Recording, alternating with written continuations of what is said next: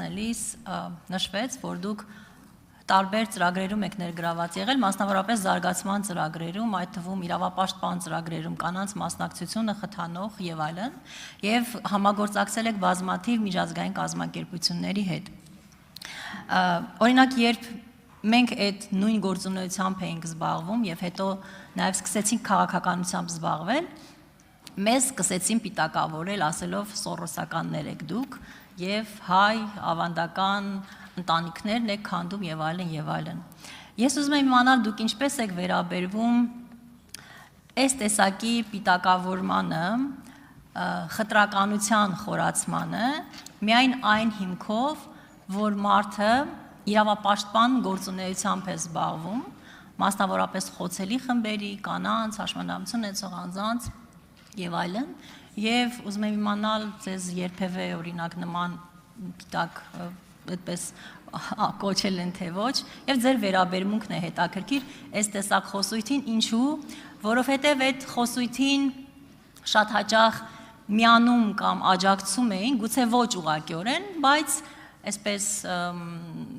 շատ սոլիդ էին վերաբերվում ընդդիմադիր գործընկերները, նաեւ ընդդիմադիր ԶԼՄ-ները եւ ինձ հետաքրքիր է ձեր կարծիքը այս մասին, շնորհակալ եմ։ Ինչպես իմ կենսագրականի մեջ էր նշվել, այո, ես տարբեր միջազգային կառույցներում փորձագիտական աշխատանք եմ արել, իմ աշխատանքը հիմնականում առնչվել է տեղական ինքնակառավարման ոլորտում, օրինակ տապերի մոնիտորինգային մեթոդաբանություն ստեղծելու հարցում Հայաստանի գրեթե բոլոր համայնքներում աշխատանք եմ տարել տնտեսական զարգացման ծրագրերի ուղղությամբ, որովհետև ես եղել եմ խորհրդի անդամ գերմանական միջազգային կազմակերպության, որը ֆինանսավորում էր մեր համայնքների տնտեսական զարգացման ծրագրեր իրականացնելու, այս տեսանկյունից շատ կարևորում եմ միջազգային կազմակերպությունների հետ աշխատանքը, ինչ վերաբերում է ձեր այն հարցադրմանը, թե ինչպես եք վերաբերում խտրականությանը եւ բռնությանը, բնականաբար վատ եմ վերաբերում, բայց նաեւ շատ կարևորում եմ, որ որոշակիորեն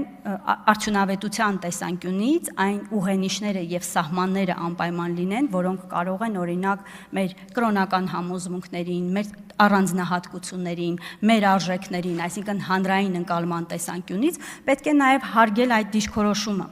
Մյուս կողմից մենք Նաև ես ինքս շատ այդ մասին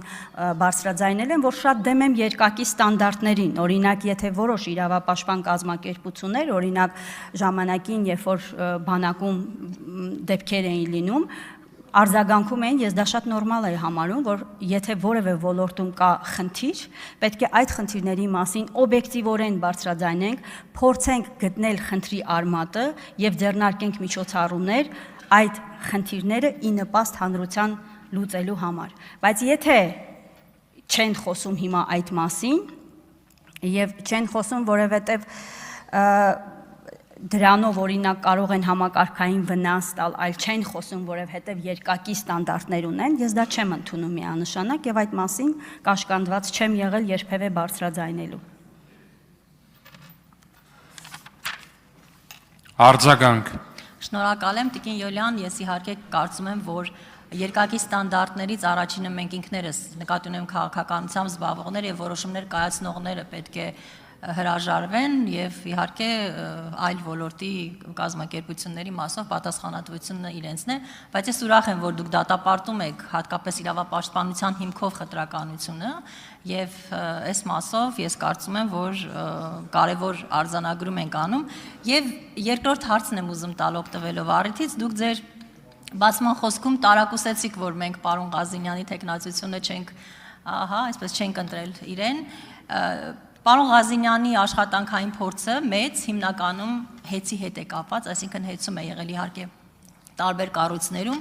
բայց դուք մի քանի տարվա փորձ ունեք համայնքի ղեկավարի տեղակալի պաշտոնում եւ այլ ծրագրերում։ Դուք կարծում եք, որ իսկապես պարոն Ղազինյանը ավելի լավ տեխնացու էր, քան դուք։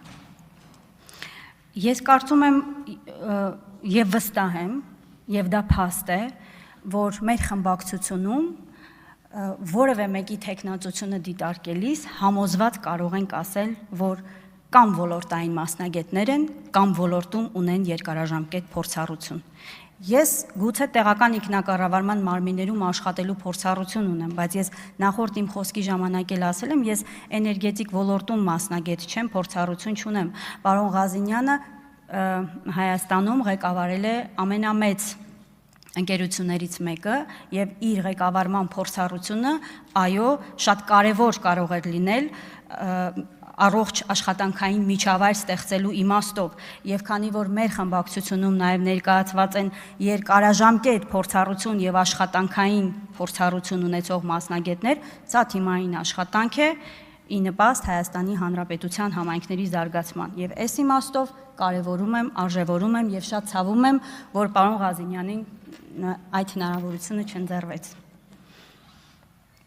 Սերգեյ